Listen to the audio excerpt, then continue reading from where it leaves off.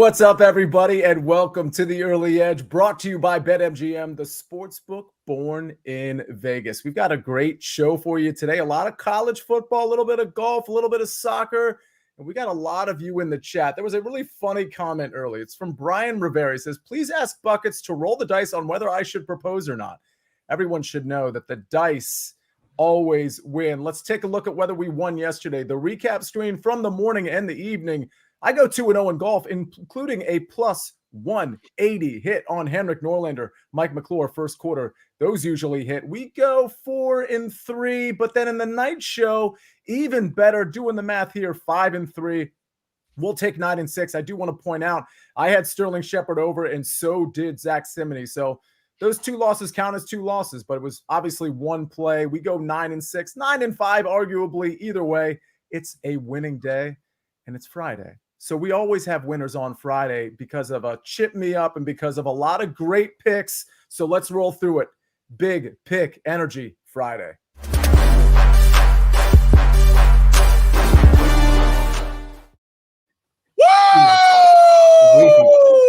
Let's go! I got all these books. I can't read any of them. All I do is go, woo! We've got Mike McClure reading books. We got Buckets. Buckets, I'll come to you in a second, but it's Friday, Chip, and everybody who missed their espresso needs their Chip Me Up. Good morning, Sia. Good morning, Buckets. Good morning, Mike. Good morning, Snake. Good morning, Early Edge fam. Woo, boy, rocking and rolling into Don't Screw It Up Saturday. That's right. 7 of the top 12 teams in college football are going to be on the road. And history tells us anything is that somebody's going to got. So where will the dogs be barking? Let's get into it in a little bit. Oh, my gosh. That sounded like sound effects, but it was actually Chip Patterson. Yeah, for those of you listening on the podcast, Buckets, I think people want to know. I mean, the chat is flooded with it. Like, this doesn't seem real, but can you talk to us about hitting yet another interception prop and going 16-2 with the coin flip? Or is it the dice? I'm not even sure at this point. If there's just one match, all we need is a coin. If there's multiple matches, we need to use the die and get that involved as well. You all saw it on the show live. I did the coin flip for everyone. You know there's no magic behind the strings. There's nothing crazy happening. It's just the coin flip. But what I do want to say real quick, Sia, to Brian Rivera is I will roll the dice on whether you should propose or not. We're going to go by D&D 4th edition rules. So 20 is good, 1 is bad. And we will see Brian Rivera. Just be careful, Brian. That's all I'll say. See, let's move on. Let's move on with that. That is a no, or maybe hold off. The Buckets, Buckets dice are always right. So just keep that in mind. Mike McClure, how you doing today? I am wonderful, Sia.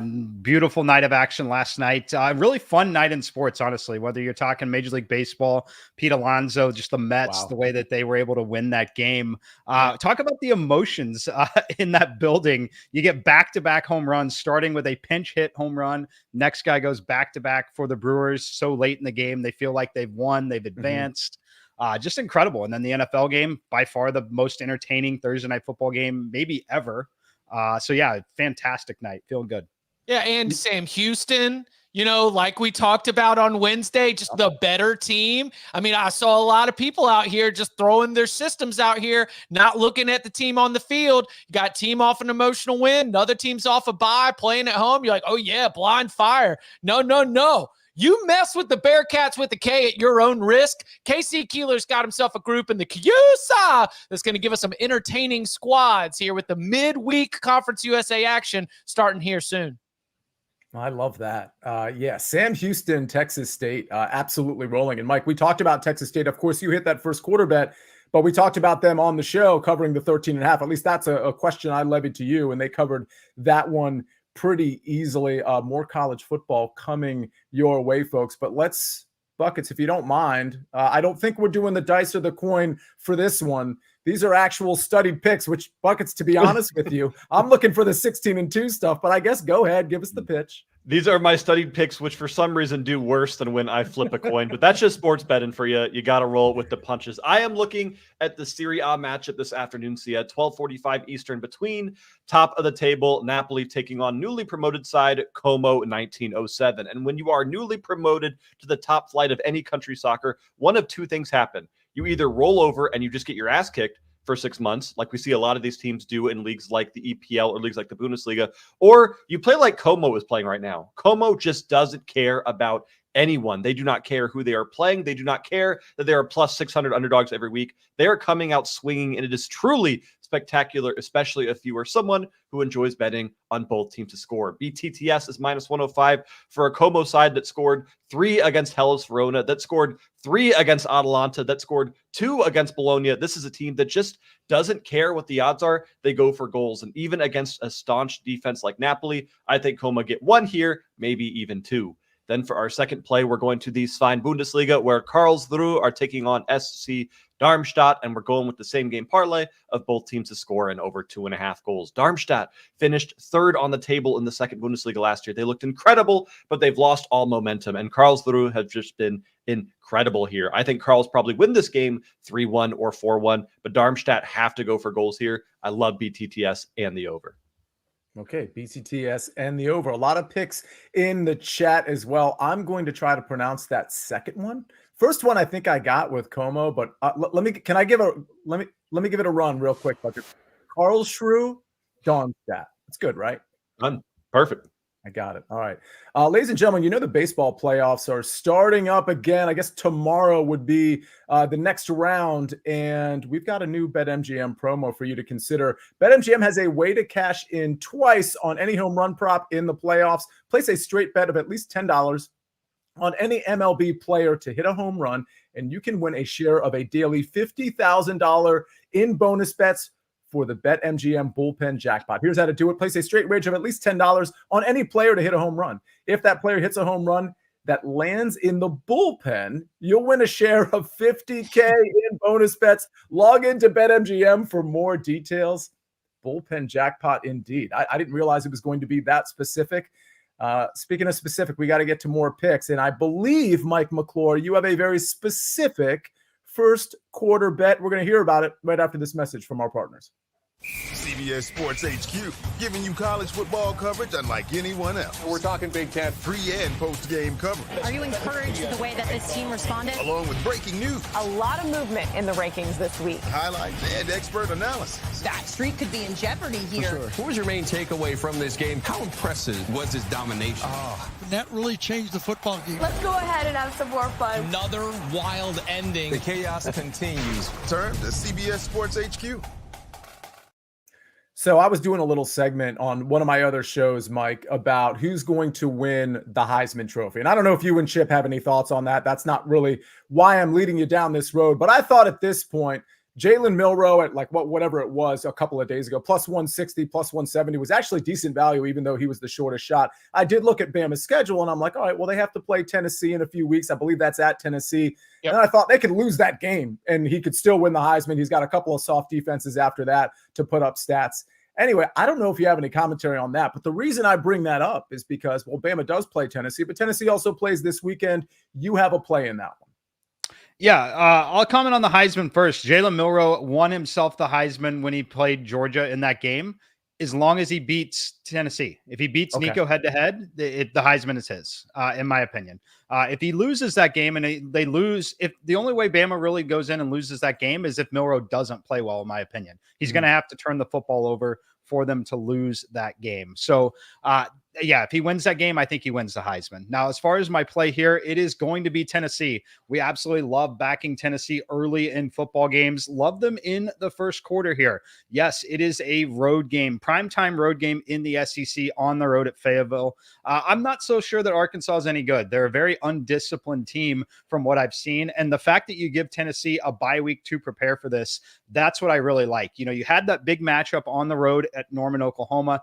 Tennessee was good in that game. They didn't put the foot on the pedal because they didn't really need to. Heupel showed some maturity and basically went out and let the defense win the game for them after the offense had the strong start. This would have typically been a letdown spot had it been back-to-back, but the week off to regroup was a great thing. We love Josh Heupel out of the locker room, just absolutely phenomenal with that offense. I know their defense has been great so far. This will be a true test. Arkansas can run the football, but I think where that happens is likely second and third quarter. I love Tennessee to start hot once again. Again, this is very similar to the game last night. Now, it's not going to be the absolute blowout necessarily that we saw from Texas State, but very similar on the number. You can get there in a 7-3 game. I do think that if Tennessee surrenders yards, it'll be between the 20s. They'll tighten up in the red zone against Arkansas. So you can win this bet in a 7-3 game. Very confident Tennessee finds the end zone on one of their first 3 drives. Yes, I say 3. They probably touch the football a minimum of 2 times, but likely a 3rd time as that first quarter is ending. So give me Tennessee here, -3.5 in the first quarter on the road at Fayetteville. I love that you're calculating potential possessions, which is an obvious thing to calculate. But if you think you can get to 3 here with the dominant team or the much better team, I see that one covering pretty easily. We'll see how it goes. Speaking of covering, I do a little housekeeping note. We had the recap screen. What I didn't point out and what the recap screen didn't reflect from last night's primetime show, which I was on as well, was that the goose hit. The goose given out by Prop Stars hit. It was absolutely sweat-free, as Brad Betts points out. And for the record, when I'm on those shows, I'm always giving out a ladder play of the day. Well, the ladder play of the day, it was Darnell Mooney last night. And I said, go 50 plus, go 60 plus, go 70 plus. And if you're feeling frisky, go 80 or 90. Well, the dude hit over 100. So for those of you that followed the ladder play of the day, which I just kind of invented for shows that I'm on as of last week, we are starting out real hot with that. Again, if you hit that one, let me know in the chat, because I really hope people were on that. Chip, let me ask you, because there are people in the chat that take umbrage to my Jalen Milroe Heisman suggestion. And it's partly because I think it was Kevin in the chat said, hey, it's going to Travis Hunter.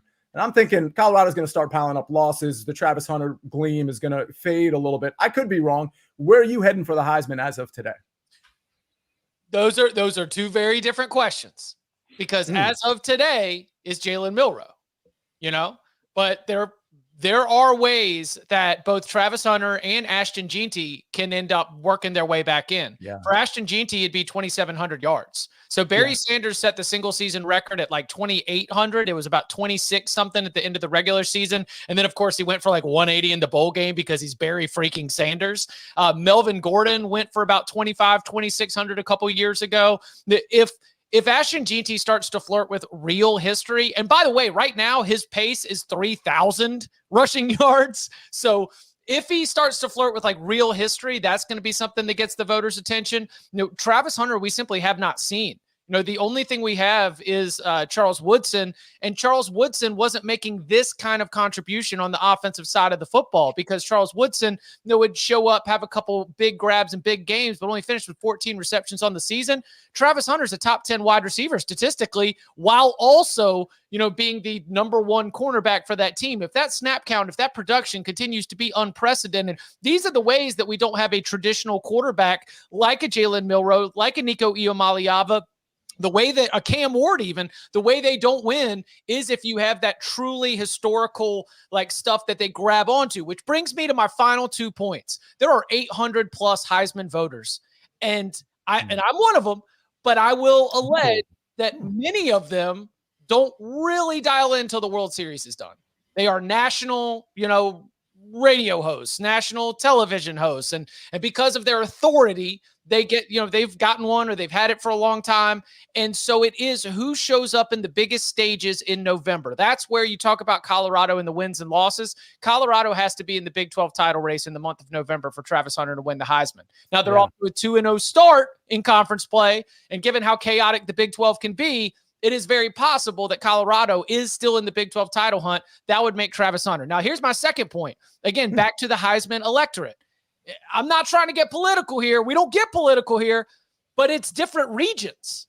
The votes are split up almost evenly. And we've seen situations where if everybody in the Southeast is gobbling each other up, then you're going to get like Michael Penix had a very strong run last year in the Heisman voting because of what he was doing with Pacific Northwest, what he was able to get out there on the West Coast. Look at me doing my I've got the map behind. Yes.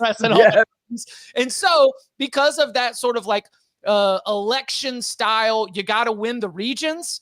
That's where a Travis Hunter, that's where an Ashton Jeanty could end up collecting a lot of votes, first place votes outside of that Southeast region. So Travis Hunter, Ashton Jeanty, Jalen Milroe all feel live to me. And the Cam Ward thing might be done Saturday night if he doesn't, unless he, is awesome against Cal's defense. But the Bears are going to try to pull him into a rock fight, try to make him make the same mistakes he made against Virginia Tech. I'll be very curious to see how that goes. Oh, the Cam Ward thing should have been done 4 or 5 days ago when Virginia Tech scored a touchdown, and then all of a sudden it wasn't a touchdown because of indisputable evidence, air quotes. Buckets, can you do me a favor while I'm giving out my golf pick?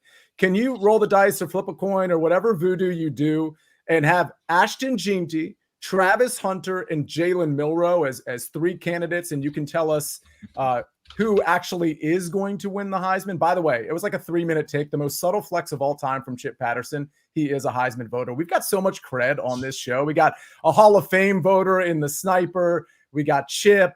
We got Buckets. Okay, we got my golf pick. We're going right back to the well here. We're going right back to Henrik Norlander. I think some of you may have anticipated this. We hit Henrik Norlander in a 3-ball at plus 180. I said at the time, maybe you don't put a full unit on this because of the return we're getting on this. And I would say the same thing about this one. I'm equally as confident today as I was when I gave this pick out, which would have been actually 2 days ago. But Henrik Norlander plus 170, I'm not necessarily putting a full unit on it. I've got a lot of winnings to play with because of it cashing yesterday. I just don't think Maverick McNeely is the guy that everybody else thinks he is. And he showed that yesterday. His metrics weren't very good. He was well behind Henrik Norlander. Martin Laird actually played pretty well. He was good on approach. Anybody could be a good course fit on this very easy course at the Sanderson Farms. But long story short, Henrik Norlander actually has the pedigree on this course. He has back-to-back 4th place finishes on this course. So I don't think yesterday was like a flash in the pan with the underdog Henrik Norlander. So I'm willing to go right back to it. Norlander plus 170 over Maverick McNeely and Martin Laird. This is plus 170 in some places, plus 165, plus 160. Anywhere you can get a number like that, that's where I would take it. And Buckets, who wins the Heisman Trophy? Sia, can you repeat the 3 names for me real quick? Yes. Ashton Jeanty. Okay. Travis Hunter. Okay. Jalen Milroe. So the dice or the coins or whatever voodoo that I do, it was none of those 3. It was a guy named Cam Ward out of Miami, Florida. So just want to throw that your way. Congratulations. Wow. Cam Ward, your Heisman Trophy. Gobble up those odds right now, folks. All right. Cam Ward. Do you know what school he plays for, Buckets? One of the Miamis. Yes. Hey, you know what? Great job. Thank you. Yes. It's Miami of Ohio. Let's go with that. Chip, let's go to it's actually the Miami Hurricanes, which is South Florida. Buckets. Chip, let's get a few college football picks. We have 1 for tonight, correct me if I'm wrong, and 2 for Saturday. So let's start with Syracuse UNLV. Yeah, I know. This is a really, really fun game. You're sitting there and you're like, okay, so, UNLV's obviously upgraded offensively with the move to Hajj Malik Williams. They came out and all of a sudden, hey, Ricky White, the team's best offensive player, suddenly can catch the ball when you don't have a 48% passer back there. So you got to take your rating offensively for UNLV and move them up despite all the drama that we had with Matthew Sluka last week. Now, Syracuse also, I think, presents the toughest offense so far that UNLV has had. But wait, Chip. I thought that UNLV's beat multiple power conference teams. Well, Houston's offense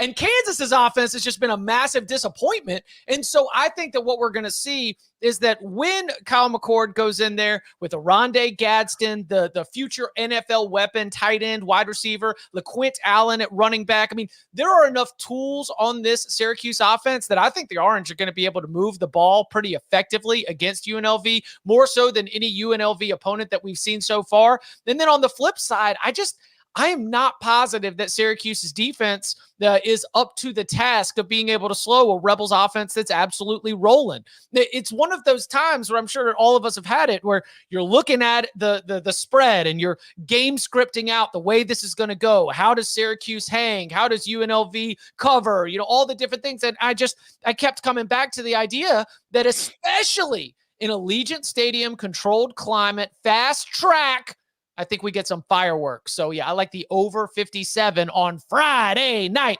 On to Saturday, one of the only ranked-on-ranked battles. I think it might be the only ranked-on-ranked battles. Missouri on the road playing at Texas A&M. Now, the Tigers, I've been saying all week, just needed a cold shower. They just needed a cold plunge. They just needed to get uncomfortable because they've had this long homestand to start the season, and they've had sleepy starts, and they've been underperforming.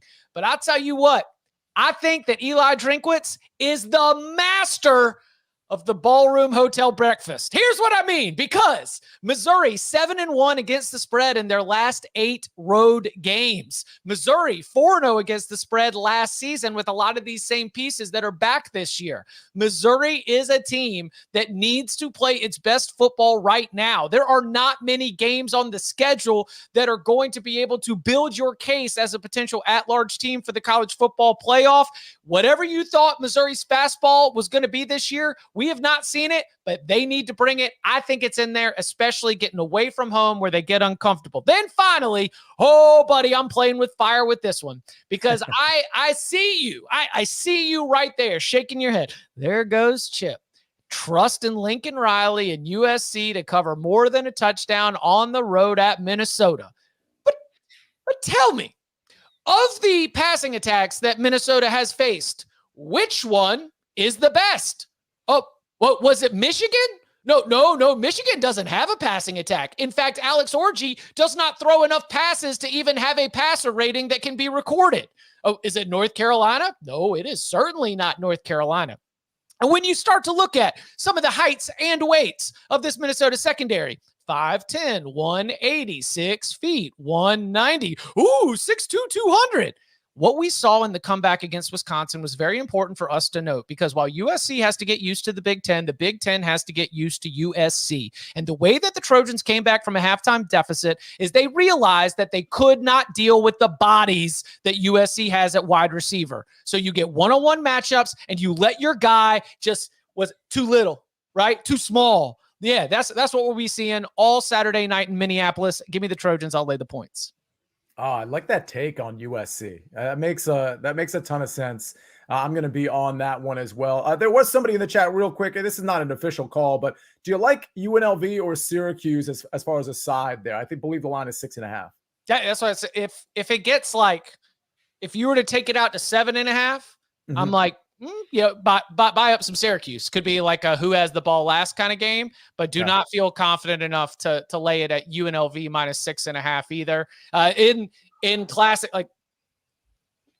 M squared fashion, it feels like a big live bet game. Let's see what the algorithm's going to give you for a game that I'm scripting out as being a little bit high scoring and back and forth.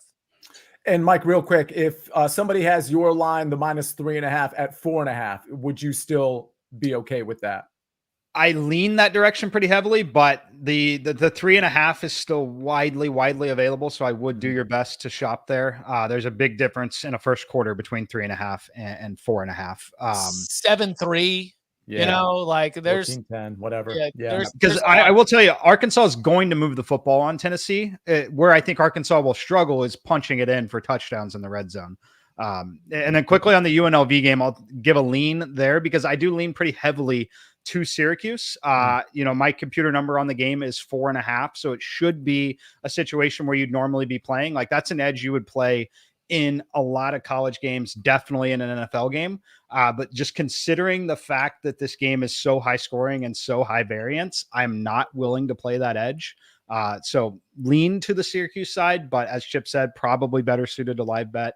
At 7.5 or better, I would be on the Syracuse side, but not it's not the same thing as a 4.5 point number and getting 6.5 on a 44.5 total. At that point, you'd be far more interested. So here, just way too much variance for me. All right, before we get to the recap screen, I'll just point out Jeff Sternberg's comment. He says, I could listen to Chip all day. Is he brilliant? Is he crazy? I don't know, but it feels right. Perfectly said. Just perfectly said. All right, let's take a look at the recap screen before we get out of here. I've got a round 2 3-ball. We're going right back to Henrik Norlander plus 170 over Maverick McNeely and Martin Laird. That begins this afternoon, I believe, around 1 o'clock. Mike McClure, Tennessee first quarter minus 3.5 at minus 108. Shop around. That line is widely available. Chip Patterson, Syracuse, UNLV over 57. That's tonight, Friday Night Lights. And then Saturday, Missouri plus 2.5 and USC minus 8 buckets. Napoli, Como, both teams to score minus 105. And here we go. Karlsruhe, Darmstadt, both teams to score plus over 2.5 at minus 125. think I nailed it. And you all in the chat who hit the like button, who asked questions, who have comments, you all nailed it too. Let's have an amazing Friday. Let's hit some bets. Let's stay positive. Thank you for joining us each and every day. We really, truly appreciate you. On behalf of Buckets, on behalf of Chip and the Chip Me Up, on behalf of Mike McClure and all the first quarter cashes, and of course, Jake the Snake on the 1s and 2s and 3s and 4s, I'm the Counselor of Cash. Have a great Friday, everybody. This is the Early Edge. We rest our case.